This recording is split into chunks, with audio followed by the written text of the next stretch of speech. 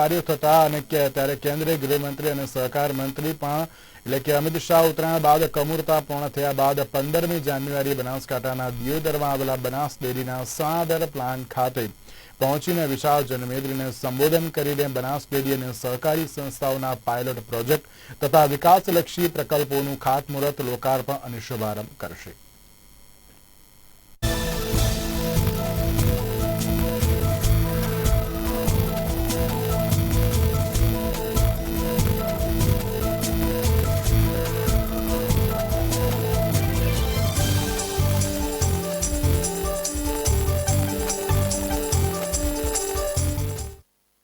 भारतीय देशी नस्लनी गाय અને ભેંસ એનું સંવર્ધન થાય એ માટેનું મોટું યુનિટ દેશભરમાં એક નવી દેશની તમામ દેશી નસ્લની ગાયો, એ કાંકરેજ હોય, ગીર હોય, સાહિવાલ હોય, ગંગાતીરી હોય, રેડ સિંધી હોય, થરપારકર ગાય હોય કે આપણી અલગ અલગ ઓલાદની ભેંસો હોય, તેની અંદર સંવર્ધનનું કામ થાય। બનાસની અંદર કાંકરેજી ગાય 28 લીટર દૂધ રોજનું આપતી બની શકી તે સ્થિતિ ગીર ગાયમાં પણ છે। ભેંસની અંદર પણ એ સ્ટ્રેન્થ રહેલો છે।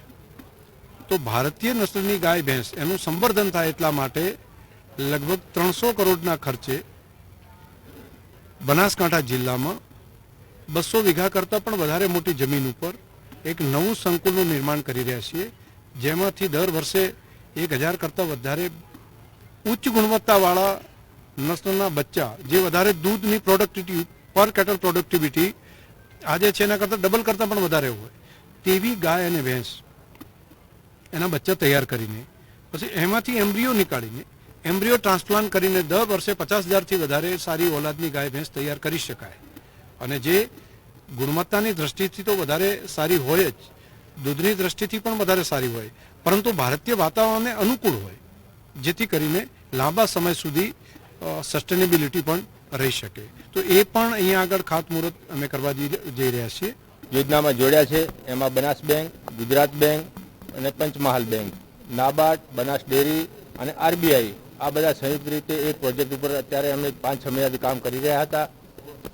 અને એમાં આ જે યોજના છે કોઓપરેશન એમોંગ્સ કોઓપરેટિવ્સ કે જિલ્લાની બધી સંસ્થાઓને એકસાથ જોડી અને એના થકી જિલ્લાના ખેડૂતો અને પશુપાલકોને એનો સીધો લાભ કઈ રીતે થાય એનો આ મુખ્ય હેતુ હતો। અને એમાં અમે પાયલોટ પ્રોજેક્ટ તરીકે કામગીરી પૂર્ણ કરી છે। અને 15મી તારીખે સન્માનીય મંત્રી શ્રી અમિતભાઈ શાહ સાહેબ આવી રહ્યા છે અને આ યોજનાને આખા દેશમાં લોન્ચ કરવા જઈ રહ્યા છે। એનાથી આખા દેશનું કોઓપરેટિવ પણ બદલાશે અને દેશના ખેડૂતોને એનો સીધો લાભ થશે।